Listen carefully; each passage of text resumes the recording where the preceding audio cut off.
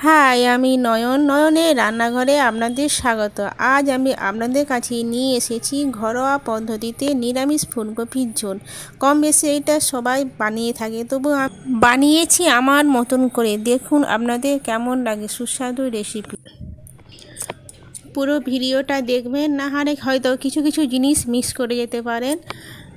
এখানে আমি ছোট সাইজে একটা ফুলকপি নিয়েছি, সেটাকে ভালোভাবে কেটে ডুমো ডুমো করে কেটে পরিষ্কার করে ধুয়ে রেখেছি। আর দুটো আলু নিয়েছি, সেটা সাইজ করে কেটে নিয়েছি। আর এখানে দুটো টমেটো বড় বড়, আর ধনে পাতা কুচোনো, আর তেজপাতা, একটা শুকনো লঙ্কা নিয়েছি।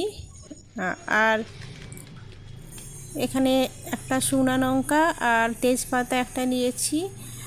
আর এখানে পাঁচফোড়ন, দেখুন পাঁচফোড়ন নিয়েছি।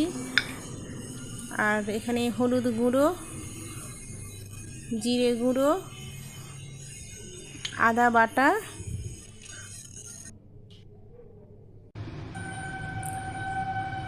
গ্যাসটা অন করে দিয়ে আমি কড়াটা গরম করব। করে এতে আমি তেল দেব। তেলটা গরম হয়ে আসবে, এতে আমি পাঁচফোড়ন দেব। তেলটা গরম হয়ে আসছে, ওই পাঁচফোড়ন দিয়েছি আমি হাফ চা চামচ। এটা একটু ভালোভাবে লাল লাল হয়ে আসবে। আর একটা শুকনো লঙ্কা দিয়েছি আর একটা তেজপাতা। এটাকে ভালোভাবে আমি নেড়ে নেব, একটু লাল লাল হয়ে আসবে, দেখবেন।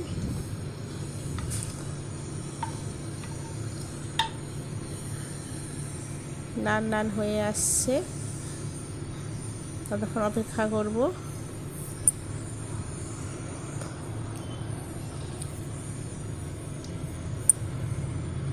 লাল লাল হয়ে এসছে, আমি এতে ফুলকপি দিয়েছি। ফুলকপিটা দিয়ে ভালোভাবে নাড়তে হবে। এর নুন দেব 1 টেবিল চামচ, আর হলুদ দেব 1 টেবিল চামচ। দিয়ে এটাকে আমি ভালোভাবে ভাজা ভাজা করতে হবে আমাকে।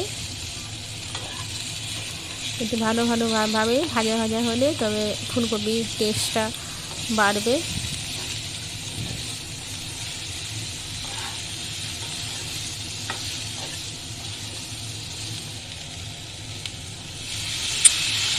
একটু জলে ছিটিয়ে দেব, দিয়ে এটাকে আমি ঢাকা দিয়ে দেবো। একটু ভালোভাবে মিডিয়াম সিদ্ধ হয়ে যাবে। এবার কিছুক্ষণ রাখার পর মাঝে মাঝে আমি দেখে নেবো সিদ্ধ হচ্ছে কিনা।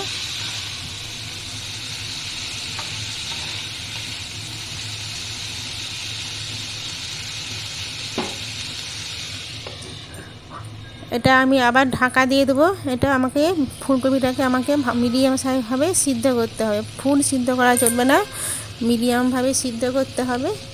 দিয়ে আর মাঝে মাঝে নেড়ে নিতে হবে, না হলে তলায় বসে যাওয়ার চান্স থাকবে।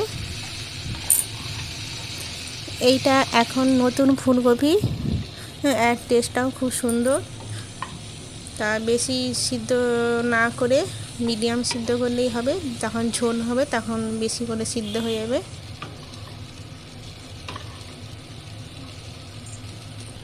দেখুন ভালোভাবে ভাজা হয়ে গেছে। এবার এতে আমি জিরে গুঁড়ো আর লঙ্কা গুঁড়ো পেস্ট জল দিয়ে পেস্ট করে রেখেছি, ওটা আমি দিয়ে দেবো। আর 1 টেবিল চামচ হলুদ দেব। দিয়ে ওই মশলাটাকে আমাকে ভালোভাবে কষতে হবে।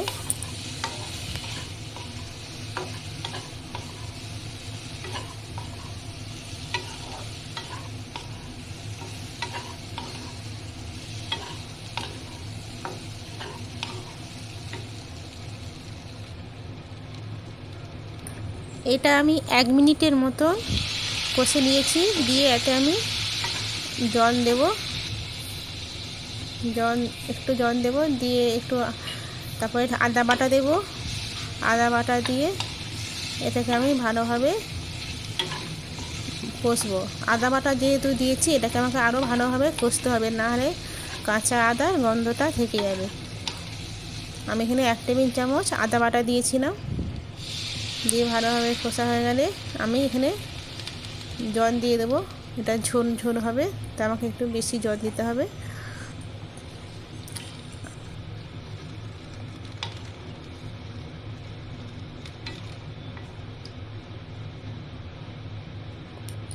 এটাকে আমি এবার ভালোভাবে নেড়ে নিয়েছি, নিয়ে এবার ঢাকা দিয়ে দেবো। দিয়ে এটাকে আমি আলু ফুলকপি এটাকে আমি ভালোভাবে সিদ্ধ করে নেব। আমার এটা আলু ফুলকপি সিদ্ধ হয়ে গেছে, ঝোলটাও ফুটে গেছে। এটাকে আমি এবার নামিয়ে নেব। এটা কিন্তু এখনও কমপ্লিট হয় না, বাকি আছে এখনও। এবার নামিয়ে নিয়ে আমি কড়াতে আবার সরষের তেল দেবো, 1 টেবিল চামচের মতো সরষের তেল দেবো। দিয়ে এতে আমি টমেটো যে সাইজ করে কাটা সেটা আমি দিয়ে দেবো। এটা আমি বেশি করে টমেটো দিয়েছি, 2টো টমেটো দিয়েছি। একটু টকটক হালকা টকটক টাইপের হবে, খেতে ভালো লাগবে। আর একটু নুন দিলাম, নুন আর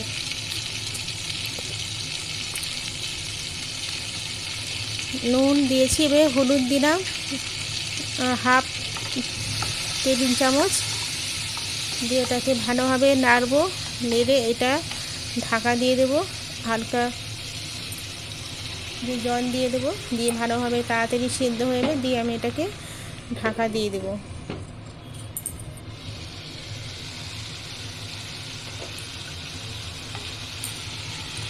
এবার ঢাকনা খুলে আমি দেখলাম যে সিদ্ধ হয়েছে কিনা দেখে দিতে হবে ভালোভাবে।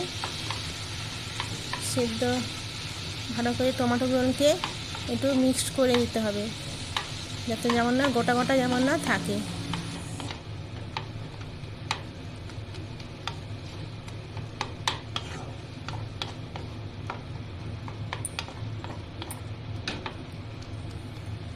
দেখুন ভালোভাবে নেড়ে দিতে হবে।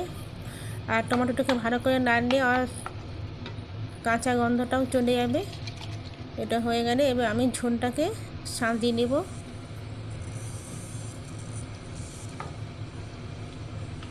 ভালো নেড়ে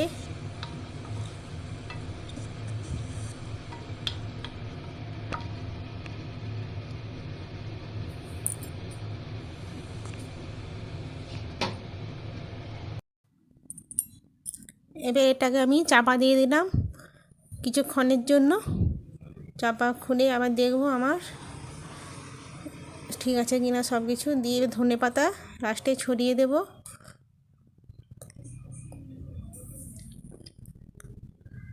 দিয়ে ভালো করে একটু মিক্সড করে দেব। দিয়ে আমি চাপা দিয়ে দেবো কয়েক মিনিটের জন্য। ভালোভাবে ফুটে গেলে, ভালোভাবেই ফুটে গেছে। দেখুন আলু ফুলকপি সুন্দরভাবে সেদ্ধ হয়ে গেছে।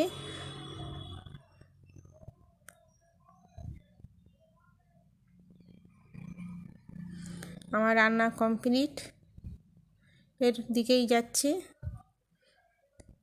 একটু লাস্টে হালকা করে একটু নুন দিয়ে দেব। টেস্ট আপনার স্বাদ অনুযায়ী নুন দেবেন টেস্ট করে। আমার রান্না কমপ্লিট। আমার এই রান্নাটি যদি ভালো লাগে আপনাদের, ভিডিওটাকে লাইক করবেন আর চ্যানেলটিকে সাবস্ক্রাইব আর শেয়ার করবেন।